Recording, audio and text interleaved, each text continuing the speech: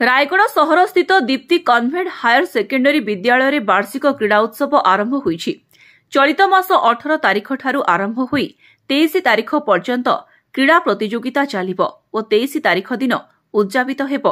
एही विद्यालय रायगढ़ जिले में बहु क्षेत्र में सुनाम अर्जन कर सारिछि। विद्यालय पढ़ुथिबा समस्त छात्र छात्री मनरे उत्साह उद्दीपना आनी स्वपथरे निरंतर सफलतार सह आगे चलिछि। उत्सव में मुख्य अतिथि भावे रायगढ़ विधायक श्रीजुक्त आपोलो स्वामी काड्राका योगदान करथिले। मान्यवर विधायक छात्र छात्री मनरे उत्साह उद्दीपनापूर्ण एवं जीवन में खेलकूदर आवश्यकता विषय निज वक्तव्य रखिथिले। एही कार्यक्रम में अनुष्ठान प्रिंसिपाल सिस्टर ग्रेस, शिक्षक शिक्षयित्री एवं छात्र छात्री माने एही कार्यक्रम में अंशग्रहण करथिले। छात्र छात्री माने परेड प्रदर्शन करने सह किछि कुनी कुनी कलाकार को नहीं सांस्कृतिक कार्यक्रम परिवेषण करथिले। एही कार्यक्रम में समस्त शिक्षक शिक्षयित्री एवं छात्र छात्री उपस्थित रहिथिले। Bureau report TV5 Odia. Dipti Higher Secondary School Raigada.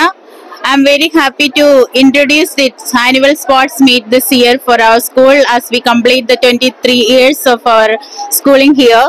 And I am very grateful to our MLA Sri Appalasamy, the MLA of Raigada, as our chief guest. Our school and management and all the students are very happy on this auspicious day. Thank you. Deepti convent school आज वार्षिक क्रीड़ा प्रतियोगिता मत निमंत्रण करते।